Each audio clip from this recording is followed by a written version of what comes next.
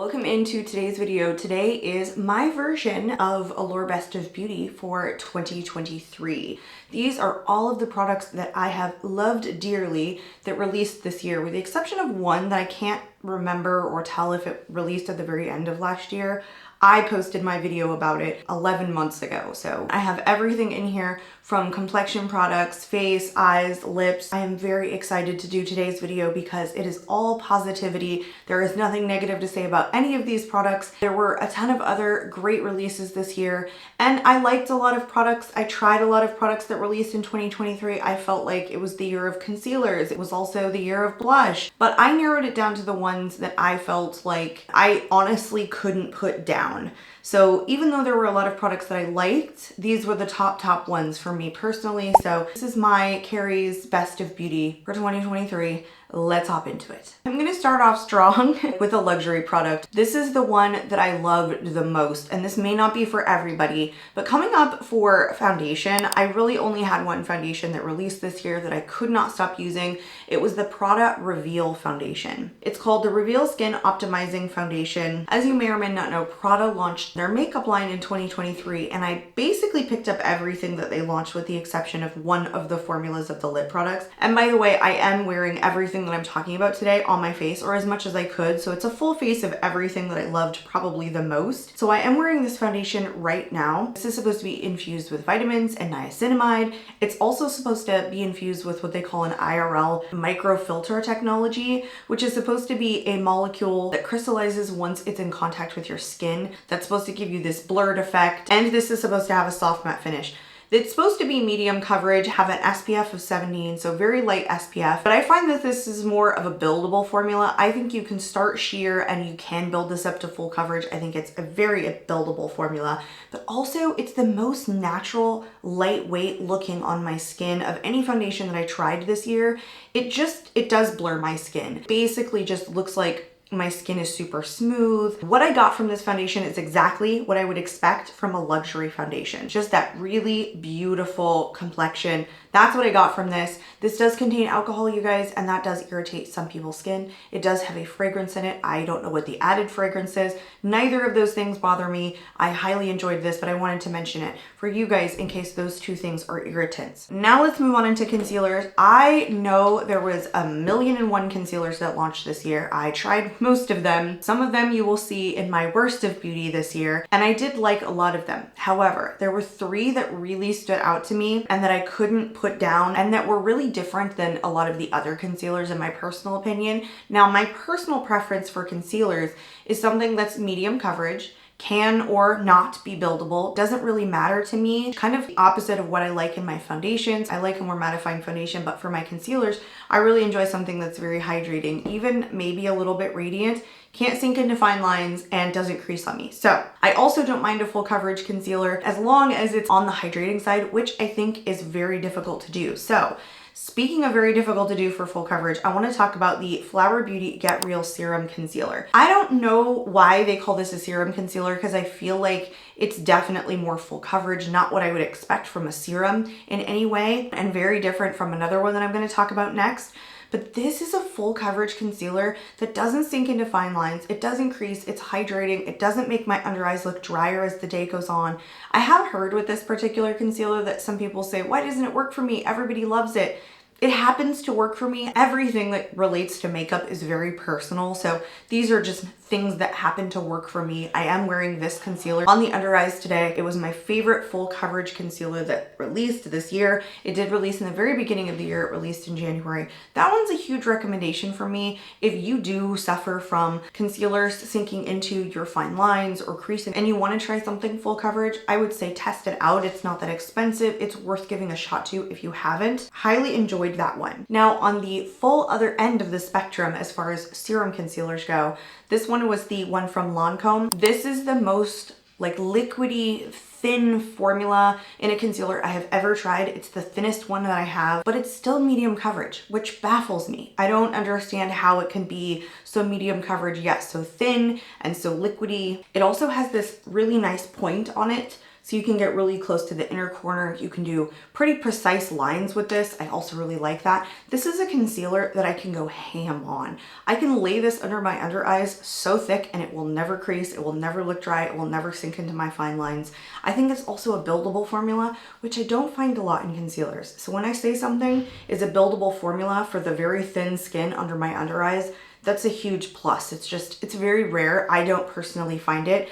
I loved this. I think if you have mature skin and you're looking for medium coverage, check this out for sure. Then the next one that I liked was the Smashbox Halo Healthy Glow 4-in-1 Perfecting Pen. This is a little bit different. It comes with one of those brush tips on it. It's the kind you twist up. It also released with the Smashbox foundation that came out. I also really liked that. Didn't become my holy grail, but this pen is one that I kept reaching for. In fact, I was sticking it up here on my desk to use when I was like filming. I thoroughly enjoyed it. It's again just a medium coverage that has like a little bit of radiance, but fully hydrating, also never creases, never sinks into the fine lines.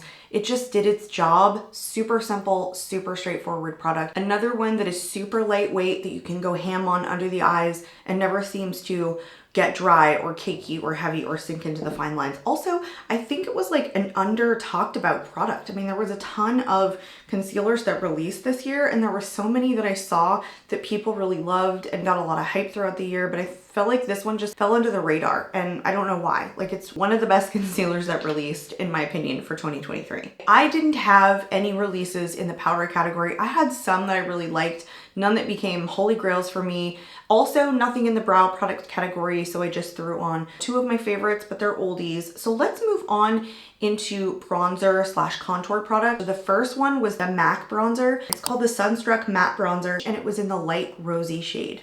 One of the things I loved that MAC did this year was launch matte and then like a glowier finish bronzer. And they came out at the exact same time, which I thought was awesome. By the way, I'll just mention that I think MAC absolutely killed it with their new releases this year. I'm just gonna put that out there. One of the reasons that this landed in my favorites was because it had a rosy undertone. I thought personally for fair skin, creating a line in a bronzer with a rosy undertone was beautiful. They weren't the only ones to do it in 2023, but I didn't try any of those other ones. Dialing into the fact that we needed a rosy undertone as opposed to like this sunstruck orange stripe on fair skin, or really anybody's skin tone for that matter, was like perfect, was perfection. This is such a soft matte finish, not an overly powdery formula. It's super silky. This was a tremendous release. I also love the packaging. So this was my favorite powder bronzer that released this year. Now we can move on into the cream products. So both of these are technically contours or sculpting products, but the first one that I have, I don't use as a sculpting product because I think it has a little bit of warmth and it's a little bit maybe too light, more orange pigment in it than grayer or grayish. So this one that I'm talking about is the Tower 28 Sculptino. This one is in the shade Broad. I think this launched like in February, so in the earlier part of the year. I personally feel like Tower 28 can't go wrong in their cream products that they launch. I felt like this was more of a neutrally light colored cream bronzer, if you will. Not as emollient as their cream blushes. And I want to mention the packaging. That's also one of the things that I love about it, is that it's in this compact and it's flat and flesh with the compact. And so I was using it with everything, a brush, a sponge. I feel like you could even use this with your fingers.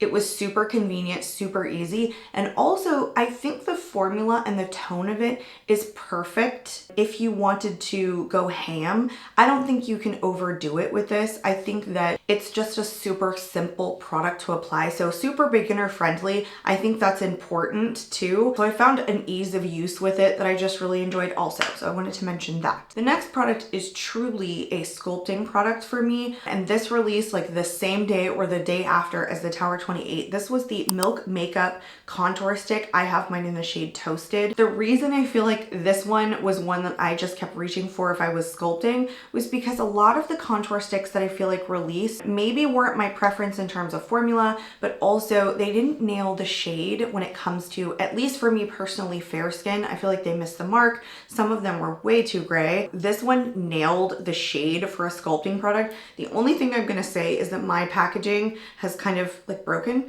I take off the bottom part and I'm like twisting it up with my finger because I don't know why the component at the bottom just is no longer working. I do have to fault them for that, but here's the shade.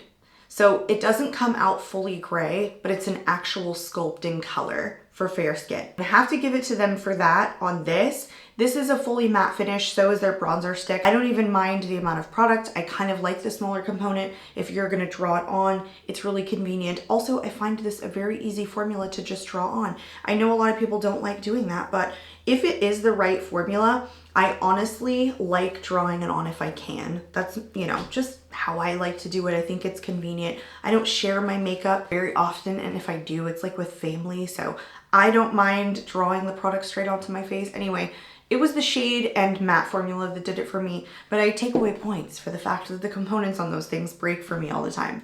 Okay, moving on into blushes. Again, like I told you guys, this was basically the year of the blush. There were a ton of blushes that came out. I loved so many of them, but there were a couple, okay, maybe more than a couple here, that were ones that I reach for all the time. They were the best of their kind in my personal opinion. So let's start with the two powder ones. I don't have any kind of matte finish. What I thought was really lovely this year was the highlighting blushes that launched. It had more sheen to them, but they were still very pigmented and smooth. So the first one is from Bare Minerals. It's their highlighting blush. This one is in the shade Mauve Glow. I freaking loved these. I loved how soft and silky the texture was. The formula was pigmented, easy to blend in. It wasn't too sheeny in the sense that it was like metallic on the cheeks. It was just so, so beautiful. I thoroughly enjoyed reaching for like a highlighting blush or a blush that had a little bit of sheen to it this year. I think that was like my favorite new discovery of things that I really liked, because prior to 2023, I pretty much reached for matte finish blushes. Even if it was like a cream, I really enjoyed like a cream to powder. This year, I fully fell in love with products that were a little bit more emollient or highlighting blushes, blushes that just had sheen, and I feel like Bare Minerals just nailed the formula on this. Such a beautiful product. Along that same vein, I think Iconic London probably did it second best. This is one of their Kiss by the Sun multi-use cheek glows. I have mine in the shade So Cheeky. This is also a beautifully soft, thin formula, super smooth on the cheeks, gives the same kind of flush and radiance that the highlighting blush from Bare Minerals gives. This one's a little bit different. It's more of a warm toned shade, so you can use this as a bronzer too if you kind of wanted to, or if you didn't want to use it like as a bronzer, you could kind of skip bronzer because it has that little bit of burntness to it, at least in this particular shade. I think they have one that's maybe a little bit deeper than this also. Again, just a super smooth, beautiful, thin formula, easy to apply, nice and pigmented, really long lasting, sheeny blush. Like it didn't get better for me than this year. Let's move into some compacts, and let's move into the cream to powder category. My number one cream to powder formula from a cream blush was the Danessa Myricks Yummy Skin blushes. This one is in Rosé and Brunch. Again, really easy formula to work with, extremely easy compact. It's just like that type that you can bounce in with a brush or with a sponge, and it applies to the cheek in just a couple of bounces. It never lifts anything. It is such a beautiful, easy formula. I think the shade range was maybe a little bit wild. Like there wasn't a ton of shades that I feel like would work on a lighter complexion, because I feel like these are really intense and really pigmented, but they were super easy, super simple, beautiful, did their job. This one was Allure Best of Beauty winner for 2023, I think, for like the cream blush category, and I thoroughly agree. We are still into the compact blushes, but these ones are the ones that have a little bit more sheen to them. They're on the radiant side. They're not a cream to powder. So the first ones that I want to talk about, I feel like got a ton of hype already. These were the Makeup by Mario Soft Hop Plumping Blush Veil Cream Blushes. I have Just Peachy and Barely Blushing. I even thought about getting a third shade that someone recommended to me. These are very thin. They're lightly pigmented. They're not super intense, but I feel like you can still build them up. They're a super thin formula, so I feel like you can't go too heavy on the cheeks, and they're not sticky even though they're radiant. So they do everything that they're supposed to do in a really nice way. They're not overly long lasting because they're more of a radiant, dewy finished blush, but they give the most beautiful like gloss to the cheeks. I thoroughly enjoyed these. I think for what they were a tremendous release. The next one up is a little bit different, but also still like a dewy finish. This one is the Stay blush. It's the Glow Sculpt. I have mine in the shade Peach Glow. This is different than the Makeup by Mario in that it's almost like a cream to powder formula, but has the radiance on the cheeks, but it's more like built into the formula itself, where it has yellow kind of sparkles throughout the actual pigment. And so I think that it gives the sheen, and I kind of put it in that category, but it's not in the way that it's like this really thin, dewy formula like the Makeup by Mario. I honestly didn't expect to love these as much as I did, and also think that they were a pretty unique formula that wasn't already on the market. Again, because they're this like cream to powder formula, or at least that's kind of how they feel to me. They're super easy to work with. They like dry down. Again, something you could grab with a brush, with a sponge. It really just didn't matter what way I was applying this. It just goes on perfectly. These are removable compacts, so you can take these out, get you a new shade if you wanted to. I think they could have gone like farther, you know, to the end of the pan maybe. I think that's the only downside to this. Otherwise, I still felt like it was a really unique launch for the blush category for 2023. Okay, let's move on into sticks. This particular stick formula is a balm, and I feel like there were quite a few blush balms in the stick form that launched in 2023. This one I feel like did it the best. So this one was the Summer Fridays.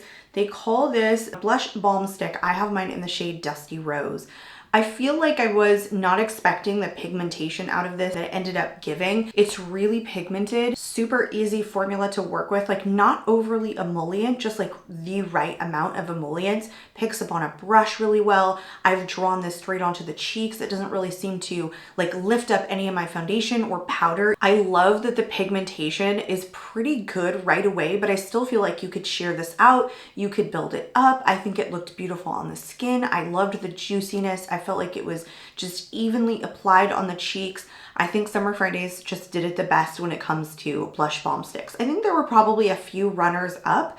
It's just that the pigmentation on this one, in terms of balm sticks, I think they did it the best. Let's move on into highlighters. I actually have a good variety, or a good number of highlighters here, maybe not variety. One of the highlighters in this category was the one that I was telling you guys, I'm not sure launched at the very end of last year or at the very beginning of 2023. And those are the Silky Touch highlighters from Rare Beauty. I actually have two shades here. So this one is in Mesmerize, and it's more pinky. Then I have the more champagne or kind of icy one in Enlighten. I think these were a tremendously smooth formula that was high intensity on the cheek, but took very little effort to apply. They're super intense and beautiful and smooth. All of the things that you would want from a really high impact intense highlighter. I think you had that in this formula. Pretty simple and straightforward if you're looking for a high intensity highlighter. I just think that they were beautiful. Now, along that same vein, I have to give it to these next highlighters because they're basically dupes and way more affordable than the ones from Rare Beauty, but they're so similar, both in like the way that they look in terms of style in the compact. These were the Dreamlight highlighters from Moira Beauty. These retailed, I want to say, for like $7.50, maybe $8 a piece, no more than $8.50, I cannot remember. But they're very similarly dome shaped. They're the same very smooth formula that's super high impact, easy to apply on the cheeks, but isn't a powdery formula. Doesn't seem to look gritty on the cheeks, kind of sinks in with your makeup, with your blush, looks really beautiful. They actually came out with a ton more shades also, and I have all of them. I want to say, yeah, there is 8 total. I bought the whole set, and I have some favorites that I think are really unique in my collection because some of the shades are just really wearable but different. So, or different but wearable. I highly enjoy this formula, and I think that if you love the Rare Beauty ones, you would love these ones. Again, you get more variety and they're less expensive. I had to give it to Moira Beauty. I have been reaching for every single one of these shades, even when they were too deep for me. Like this one, for example, is the darkest one in their line. It's in Starlit. This one I was wearing as eyeshadow. So anyway, I found use in every single one of these. Have been loving some of the shades. In particular, I want to say this one in Foxy Pink is one of my most unique, goldy, shifty kind of highlighters. Like not shifting necessarily, but just that it's kind of like this gold kind of wrapped in pink. Anyway, you cannot go wrong with these. I feel like Moira did an amazing job. Even if they were trying to dupe Rare Beauty, I still think they had something unique to offer. Now I want to move into highlight from Cali Ray. This is in Starlight Beach. This is the most intense highlighter I have ever tried. again, like there's just a simplicity here, an ease here. It's really smooth. It's done well. It's that kind of highlighter that's so impactful and reflective that you can see me from space, but you could also like easily wear this on the eyes. Such a good formula. Tremendous release, I think, for 2023. And on to the final highlighter. This is a liquid product. I don't feel like this got enough hype either, but I loved it, especially for what it is. This is the Rollway Glow from Iconic London. This is their liquid highlighter in Champagne Chic. I love this thing. Super easy to draw on with its roller ball. I feel like it's, again, just the super high impact, really easy formula. I did say this when I first tried this on, is that I'm not a huge fan of liquid highlighters in general. And so I would prefer my highlighter to come on a doe foot applicator if it's gonna be a liquid and not something that you like pump out onto the back of your hand, which I think a lot of them do. But also I thought that this was ingenious to kind of create this roller ball so you could still apply it directly to your cheeks. I think the roller ball was effective. I think it worked. I think the finish was beautiful. Again, super high impact formula. It dries down to like this powder finish. It doesn't remain sticky. I think it lays on top of your blush and your foundation really nicely, but still sinks into your skin. I thoroughly enjoyed this. The roller ball might not be for everybody, let's say. However, I personally think that's the best thing about it for its formula. Let's move on into the eyes category. I actually have some favorite eyeshadow launches this year. I ended up picking up a ton from the line that launched. These were the MAC Connect in Color eyeshadow palettes. I even have one that just went on sale at Macy's and I ended up picking up. So they launched 3 of these 12 pans. I ended up picking up one like right away. This one here, which is in Future Flame. And then I bought all 3 of the smaller 6 pans and I absolutely love them. These are amazing. Like overall, in terms of quality, I have to give it to the MAC Connect in Colors. These may not be like my favorite eyeshadow formula or palettes of the year, but I think overall for the value, the variety and the color stories, you have some cool tones, you have some rosy shade releases. This one is embedded in burgundy. It's the one I'm wearing on my eyes today. It is my favorite cool toned, everyday wearable burgundy palette that launched this year. Here's the one that is more rosy. It's called Rose Lens. This one is also very good. Then I have the bronze influence. And then I also have like the kryptonite one. I can't remember the full name of it that's coming. So I feel like what I got in terms of overall quality and overall value in these palettes is what made them be super special to me for this year. The matte formula in here was superb. They are some of the best mattes that I tried in all of 2023. They were pigmented, they were blendable, they all played well with each other. This was a superb, beginner-friendly, appropriate office setting kind of matte formula. They played greatly on bare skin. They played great on top of eyeshadow primers. Just overall spectacular quality for MAC, I feel like. The shimmer formula in these is on the lighter side. It doesn't have a lot of intensity. It's just a very, very light formula, but still super office appropriate, kind of like wedding appropriate as well. I think these were the best eyeshadow releases of 2023. Let's talk about some liquids. I actually had some favorites from this year that I loved reaching for. So the first one was the liquid metallic shadows from e.l.f. I feel like the value on these is really good. These are pretty affordable. They come with a nice doe foot applicator. They come in a range of shades. They also have like a sparkle topper that launched this year. I like the liquid metallic ones. I could do without the sparkle eye toppers, but I think this is a really thin, beginner-friendly, hooded eye-friendly formula, which is a big deal for me. And I don't want the product, when it's a liquid on a doe foot, to really move around once I start blinking. But I also wanted to stay emollient enough that I can work with the shadow as I'm applying it. I just thought this was a really superb formula, shade range and price point, super good for a liquid metallic. However, the only downside to these is I find the vibrancy on this particular shade anyway doesn't seem to last me the whole day. It does like fade off after a while. If you like a liquid metallic shadow, these are really great for the price point. I thoroughly enjoyed reaching for it. I just think the bang for your buck, the formulation, those were awesome from this year. We're moving on to the multichrome category in the liquid shadows. I have to give it to the Space Chameleon multichrome liquid shadows from Moira Beauty. They came out with 8 different shades. I have the whole set. Again, extremely hooded eye friendly. The shades in here are spectacular. They actually shift on the eyes. I feel like I say that a lot because I deal with a lot of multichrome and duochromes. I shouldn't say I deal with a lot, but I try and test like a bunch of different formulas, and I feel like I get disappointed pretty frequently. Look at me trying to hold these. In the getting the shift to actually shift to the eyes. I don't find that it always translates the way it does like on a swatch or inside of the tube.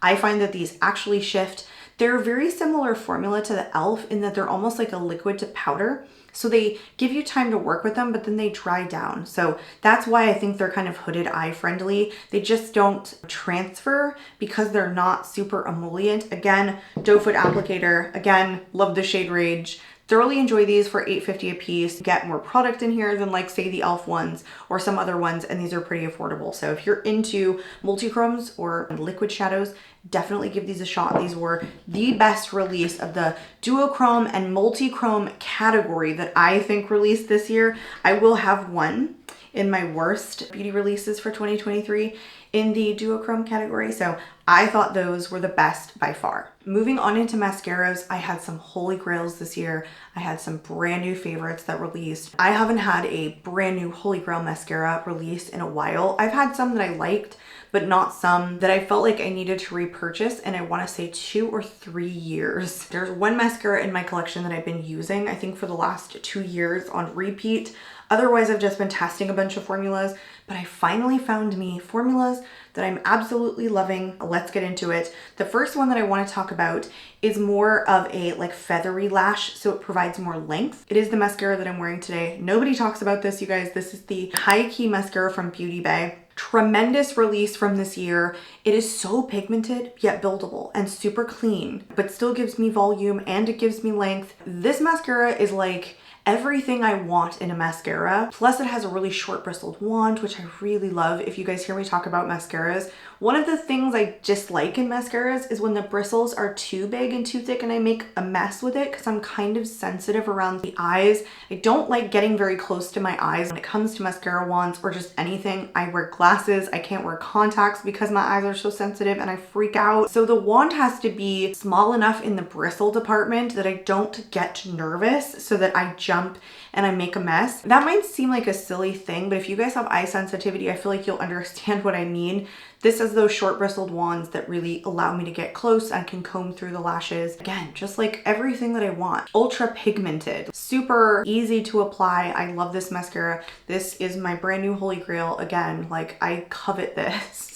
I feel like when I want to have a great mascara day, this is the mascara I'm going to reach for. Its runner-up is very, very close in terms of like formula and component and even wand style. This is the Levitation Lash from Ritual Defy. It does a very similar thing. The wand is slightly different because it's a natural bristled wand. It's not the plastic bristles, but it has very short bristles, so I can get very close to my lash line. This is a little bit of a drier formula. It's not as wet as the Beauty Bay, but still it's really pigmented, gives me a nice feathery lash. This is not as pigmented as the Beauty Bay one, so it's not as intense on the eyes, but it is a close second. This is definitely a mascara I will be repurchasing.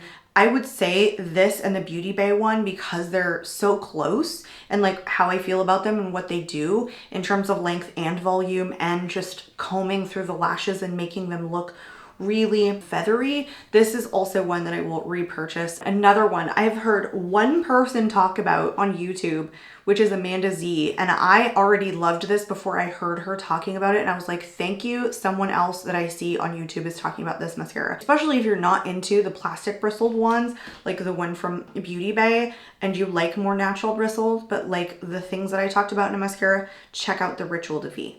I want to give it to a runner-up here that's very, very close. I wouldn't say this is my top mascara. I think those other two beat it out, but if I hadn't tried those other two, it would have gone to this mascara. So I would be remiss if I didn't mention it. It's the Huda Beauty One Coat Wow Mascara. I think it's, again, kind of down to the things that I talked about, which is it's pigmented, but it's also buildable. It's a short plastic bristled wand that really combs through each of the lashes. It gives you good length. Not a whole lot of volume, but good definition. That's what this one does really well. It's also great for the lower lashes if you're not looking for something super chunky and intense. You like your lower lashes, if you're gonna do lower lash mascara, to be clean. This is the mascara that I always reach for to do that. So I think you could get that out of this. Again, not my holy grail overall, but if I hadn't tested those other ones, it would have gone to the Huda Beauty One Coat Wow Mascara. I still think it was a great release for the year. Now let's move on into my absolute favorite volumizing mascara. I didn't like this when I first tried it, so this one snuck up on me when I put it in my chopping block. This is the Hella Thick Mascara from Fenty Beauty. I grab for this mascara all the time. It honestly comes down to these two mascaras. These are my two top favorite that released this year. Fenty was really clumpy when I first tried it. It's also a natural bristled wand. It's not a plastic bristled, but what it does do is it's shorter. And so I feel like I can get really close to my lash line. This is an extremely wet formula, so you can go in like a little bit thick with it, as the name implies, and it can get a little bit clumpy. But when this formula started to dry out, as I was like putting it in my chopping block, I realized, oh my gosh, this is extremely pigmented, so much volume to my lashes, emphasizes the length. It's a buildable, beautiful formula. Favorite volumizing mascara, you guys, if you need volume in your life, and again, you need a shorter, like bristled wand, then try this out. This one again snuck up on me. I couldn't believe that I almost ended up decluttering this mascara, and then it quickly turned around and became my favorite volumizing mascara. I even almost thought about buying the like set, and I think it was like $18, a holiday set for two of these. I will be for sure repurchasing it. I basically, like, these are the 4 mascaras I reach for now, and I'm just ignoring every other ones in my drawer. We are on into the lip category. I don't have that many. I don't think you're gonna find at least one of these a real surprise, because everyone went goo goo gaga over these. This is the Lip Butter Balm from Summer Fridays. I have a ton of balms in my collection. I don't know if this formula is revolutionary per se. It's very nice, it's hydrating, it's high shine. I like all of the colors that it comes in. Why I think this was a spectacular release from Summer Fridays is a couple of things, not just the formula, but also it's large. You get a good amount of product for your money. I love that. It's larger than any other balm that I saw released this year, but also this applicator is amazing. They made a very soft rubbery tip, so it's nice to apply straight to your lips. You can just squeeze it out. It's not a full like 90-degree curve. It kind of has like this dip in it, so it sits on a natural lip shape really nicely. Formula is also amazing, but component was very thoughtful. Good amount of product. You honestly cannot go wrong with these. So everything about this in terms of formula, component, shade range is spectacular. This deserves all the hype that it gets, in my opinion. Ooh, and I kind of forgot to mention, you guys, it's a non-sticky balm formula that actually offers a little bit of pigmentation, at least the one I have in Vanilla Beige. I want to move on into a lip oil category. There were a ton of lip oils that launched this year, a ton. And a lot of them were very different. Some of them were kind of like glosses in that they were a little bit of a stickier formula. Some of them were super high pigmentation, very opaque lip oils. I feel like there was a ton of different versions that released. I tried a lot of them. And I feel like even though some of them called themselves lip oils, as I was like filming or wearing them and talking, like I could see some of them kind of like bunch up because they were just a thicker, kind of like stickier texture. And while they looked like super high shine and hydrated on the lips, I noticed that pattern with a couple of them that released. It wasn't just one, it was a couple. I could tell that they were a thicker formula, but the ones that I really loved for not only the shade range, the high shine, the comfortability, the fact that it was more like a lip oil and not a sticky gloss, I have to give it to the e.l.f. Glow Reviver Lip Oils. I ended up picking up 3 shades. I really didn't feature these much on my channel because I bought them, opened them immediately, and had been wearing them. So the shades that I have are Jam Session, which is the one that I'm wearing on top of the other lip product that I'm going to talk about next right now on my lips. Again, super high shine, not sticky, exactly what a lip oil should be, has good pigmentation. This one is honestly a little bit more opaque in Rose Envy. This honestly rivals some of my more expensive ones. For example, the Merit Tinted Lip Oil. This is like almost the exact same shade as the one in Rose Beet that I have. It's a higher shine formula. It's a big doe foot applicator. Fantastic. And then this one is a little bit more sheer. Not a whole lot of pigmentation to this one. This one is in Pink Quartz. e.l.f. is a good price point, but the formula here was exactly what I wanted to see from a lip oil. So these were my favorite lip oils that released this year. The very final product I see get really bad reviews on Amazon. I don't care. I think these were spectacular. These are the Legendary Lips from RMS Beauty. They're a really interesting formula. They're almost like a cream to powder, and so you do have to like twist up the component. I think otherwise it will kind of dry out. But whatever this technology is in this formulation, it's cold on the lips. I love it. Like, I love the effect. It makes it feel really smooth and cool going on. I am wearing it like as the base of my lips today. It's also very opaque and pigmented. It's super creamy. It's not drying. It's so pigmented. It's the kind that really leaves a stain on your lips. I thoroughly enjoyed these. I thought about going back and getting another shade, but I would like to see some better swatches of these before I do, because I'm fearful that some of the shades will end up a little bit too orange on my fair skin, and I don't want to run the risk. But these are tremendous. Like, if you guys are into kind of this like cream to powder, like bouncy, opaque lip formula, you guys should check out these Legendary Lips. I think they were amazing from RMS.